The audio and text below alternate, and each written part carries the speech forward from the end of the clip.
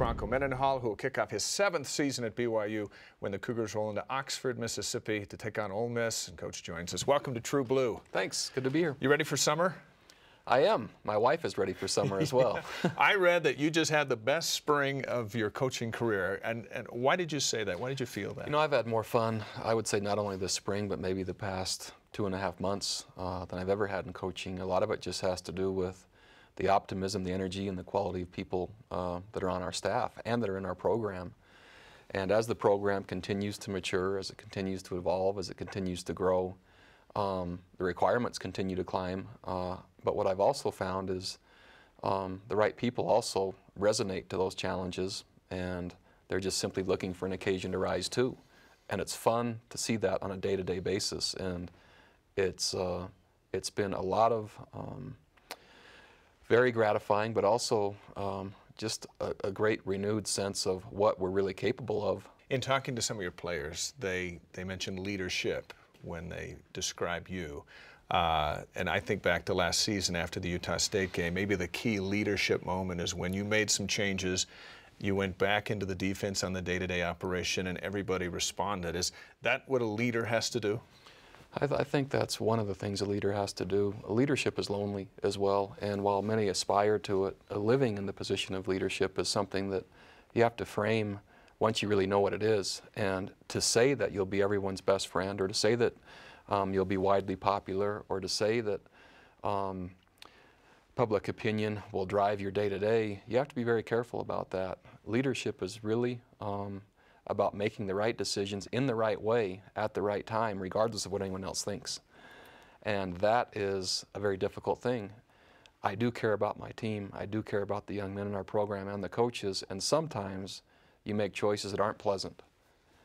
If the motive is to benefit the greater good and the players that have come to BYU, then you simply do the very best you can with those choices. At that time when I made a decision, I felt like the team had lost its heart, its soul, its spirit, its competitive drive to really play BYU football. And I didn't know any other way, regardless of how any of the coaches were performing, I didn't know any other way to possibly relink them to that than to coach day to day and get in the trenches, so to speak, lock arm in arm with our players and show them that I am willing, regardless of what happens from that game on, there is going to be a higher level of involvement by myself as the head coach, and that was the main motive for the decision. Does this mean you're going to be the defensive coordinator for the rest of your career?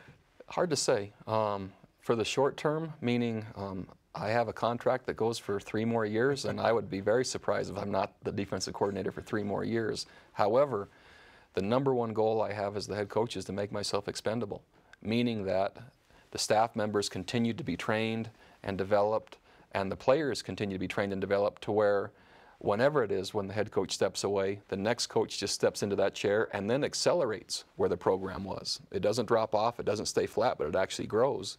And the best way I know how to maybe increase that acceleration, increase that training, increase that opportunity for our program to develop and grow is to be the defensive coordinator. And I'm not really doing it based on straw poll or popular sentiment, doing it for what I think is best to help our team. And you're the boss, so you get to do that too.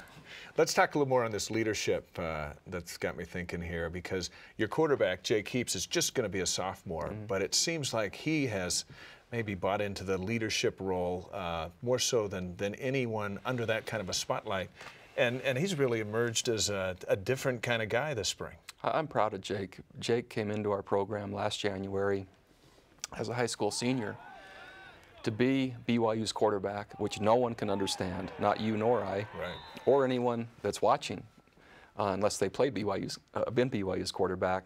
But to come in as a high school freshman, be in a quarterback battle, then end up getting the starting job, game 4, game 5, whenever it was, with a team that was struggling, that's a lot for a young man. And yet, I think he was very poised, very mature, given the circumstances, given his age, and then to watch him grow week by week, play by play, through the New Mexico Bowl and through the spring has been really gratifying.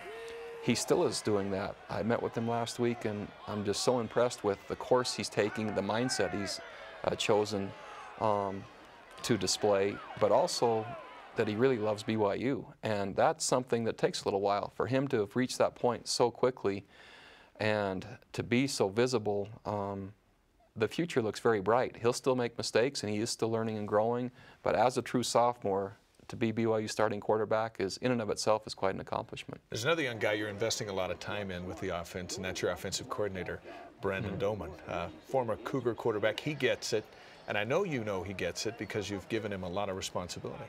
Brandon is a superstar in this profession and in life. He's someone that I really respect, admire, and love being around on a day-to-day basis because he always does what's right. And it's not a forced thing. He does it because that's who he is. Max Hall had the benefit of training under Coach Doman, as did John Beck, as did Jake Heaps. The one thing those three great quarterbacks have in common is their coach. And I'm not talking about myself, I'm talking about Brandon. There isn't a better quarterback coach in the country than Brandon, and I'm not sure there's a better person as well. And so the reason Brandon has as much responsibility as he has as offensive coordinator is he's qualified as a person and as a football coach. His resume doesn't show play calling and numbers of years in that regard, but he also had never coached quarterbacks before when he was hired here. He's just someone that needs an opportunity, and he'll do great. So you won't hesitate to intercept his line of communication and say, hey, we're not doing that. I don't intend to do it at all. The only time I've ever even talked to the offensive staff, a critical fourth down here or there, go for it or not, autonomy drives people. Yeah. And if you have the right people and you give them the right amount of responsibility, then you just let them go. And that's what we intend to do with Brandon. A lot of the diehard fans will spend all this summer thinking about Mississippi. How much will you think of Mississippi until we get into August and camp? I really won't think about them much, quite frankly. I take the approach, and it resonates with me as John Wooden did, is it's more about us than our opponent. And there is so much to do to continue to improve our program in their lifting, in their running, in their agility, in their conditioning, in their position mastery, in their scheme knowledge, and just developing the chemistry of this team. And so all that'll be going on. I'll be focusing almost entirely on that until about 10 days from the kickoff. And at that point, it'll start transitioning. And we'll start, that'll be the first time I'll look at film from Ole Miss, and maybe not even looking at Ole Miss film because of their offensive coordinator coming from elsewhere, so we'll probably study those films. And so about 10 days out is when I'll look. Now, is that you keeping yourself from doing that, or your kids and your wife? Because there's Disneyland, there's Grand Canyon, there's a lot of things to do.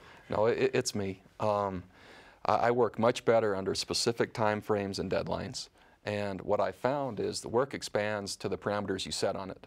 I could certainly occupy my time between now and when we kicked off and do something regarding Ole Miss. It would not be any more effective nor valuable than starting about 10 days out. In fact, it might be less valuable and might be maybe more flattened out by the time we play than peaking or ramping up to playing. We start and play very well in our openers, and a lot of it has to do with kind of pounding on the doors to get there rather than stalling and maintaining. And so one of the great things also about leadership that either you or I or anyone has to deal with is balance.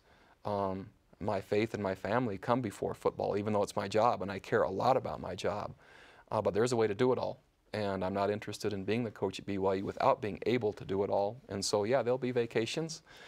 And balance is a very key skill for a surfer to have when he's out there riding waves. Will there be surfing involved in your summer? Every summer. That's if you had to say predictability and what to count on, there's water involved at least for a week somewhere. Well, I hope you find a giant wave and ride it into shore. I would count on it. We'll see you in August. Thanks a lot. Coach. Okay. Appreciate it.